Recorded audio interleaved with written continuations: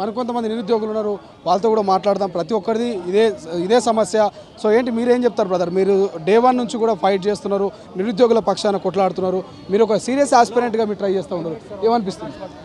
మేము ఏదైతే prime demand 2 అని పెట్టుకొని ఇప్పుడు ఇన్ని ఉద్యమాలు చేసినామో, ఇన్ని గవర్నమెంట్ రిప్రజెంటేషన్ చేసినామో, ఒక డిమాండ్ నెరవేర్చిండ్రు, దానికి సంతోషము. కానీ ఇంకో ప్రధానమైన డిమాండ్ గ్రూప్ 1:100 రేషియోని ఇంతవరకు ఏం ప్రకటించలేదు.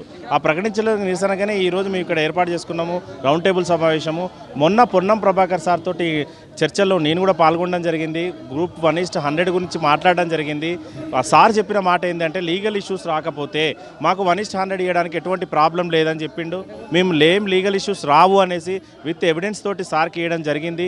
ఇన్ని ఉద్యమాలు చేసినాము 2 డిమాండ్ల కోసమే. ఒక డిమాండ్ నెరవేర్చకపోతే సగం నిరుద్యోగులు సంతోషంతో ఉన్నారు, సగం నిరుద్యోగులు ఇప్పుడు బాధతో ఉన్నారు. దీని మీద కూడా వెంటనే ప్రభుత్వం స్పందించి ఒక ప్రకటన చేయాలి. ఏమాత్రం లీగల్ ఇష్యూస్ రావని మేము గత ప్రభుత్వం మొన్న 2 రోజుల క్రితం చెప్పినాము, ఇప్పుడు చెప్తున్నాము. కనీసం మమ్మల్ని ఏజీ గారిని కల్పించే ఏర్పాటు చేయండి. అక్కడ మా బాధ అక్కడ ఎక్స్ప్లెనేషన్ చేయడానికి రెడీగా ఉన్నాము. నిరుద్యోగుల ప్రభుత్వం అన్నారు, సగం మంది నిరుద్యోగులకి న్యాయం చేసి సగం మంది నిరుద్యోగులు ఇప్పుడు బాధపడే సిచ్యువేషన్ ఉంది. ఖచ్చితంగా ఇది అమలు చేయాలి. 1:100 పిలవాల్సిందే. 1:100 పిలవకపోతే మళ్ళీ ఒక ఉద్యమం చూస్తారు, మళ్ళీ అందరు రోడ్ల మీదకి వస్తారు, మళ్ళీ అందరు ఉద్యమాలు చేస్తారు. ఈరోజు ప్రకటించారు గ్రూప్ 2 విషయంలో సంతోషం, బాగానే ఉంది. కానీ ఇంకో ప్రధాన డిమాండ్ ఎందుకు అట్లా వదిలేసిర్రు? ఖచ్చితంగా మళ్ళీ చర్చలకు పిలవండి, మేము చెప్తాము. ఈ డిమాండ్ కూడా ఖచ్చితంగా నెరవేర్చాలి. లేకపోతే మళ్ళీ నిరుద్యోగులు అందరూ రోడ్డుకి ఎక్కుతారు, మళ్ళీ నిరుద్యోగులు ధర్నా చేస్తారు, మళ్ళీ నిరుద్యోగులు నిరసనలు చేస్తారు. ఇది గవర్నమెంట్ ప్రజాప్రభుత్వం అన్నారు, మా ప్రభుత్వం అన్నారు. మీ ప్రభుత్వంలో నిరుద్యోగుల వల్ల వచ్చిన ప్రభుత్వం అన్నారు. ఈరోజు నిరుద్యోగులు రోడ్డు మీద ఉన్నారు.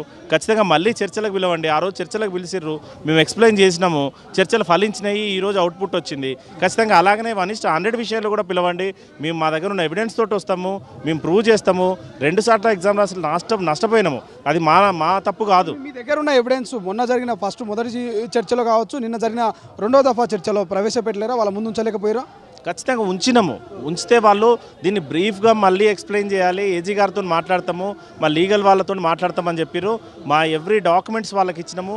నెల క్రితం మేము హైకోర్టులో కూడా పిటిషన్ వేసినాము. మేము 2 సార్లు లాస్ అయినాము, రేషియో పెంచమని. అంటే హైకోర్టు ఒక ఆర్డర్ కూడా ఇచ్చింది, కన్సిడర్ చేయండి 1:100. ఇది not a order, humanitarian base మీద కన్సిడర్ చేయండి, దీనివల్ల ఎటువంటి లీగల్ ఇష్యూస్ రావని హైకోర్టే స్వయంగా ఒక ఆర్డర్ ఇచ్చింది. ఆ ఆర్డర్ కూడా మంత్రి గారికి ఇవ్వడం జరిగింది. ఖచ్చితంగా దీని మీద నిర్ణయం తీసుకోవాలి. ఎటువంటి కేసులు రావు, ఎటువంటి లీగల్ ఇష్యూస్ రాదు. మీరు సగం మంది నిరుద్యోగులు మళ్ళీ రోడ్డుకెక్కే ప్రమాదం ఉంది. ఖచ్చితంగా గవర్నమెంట్ స్పందించాలి. లేకపోతే మీరు సగం చేసి సగం చేయకుంటుంటే ఖచ్చితంగా మళ్ళీ నిరసనలు వస్తాయి, మళ్ళీ ధర్నాలు వస్తాయి, మళ్ళీ రౌండ్ టేబుల్ సమావేశాలు వస్తాయి. మళ్ళీ ఇవి ఖచ్చితంగా ఈ ప్రభుత్వం ఎదుర్కోక తప్పదు. అసలైన తొలి వెలుగు. Follow WhatsApp @Tolivelugu official.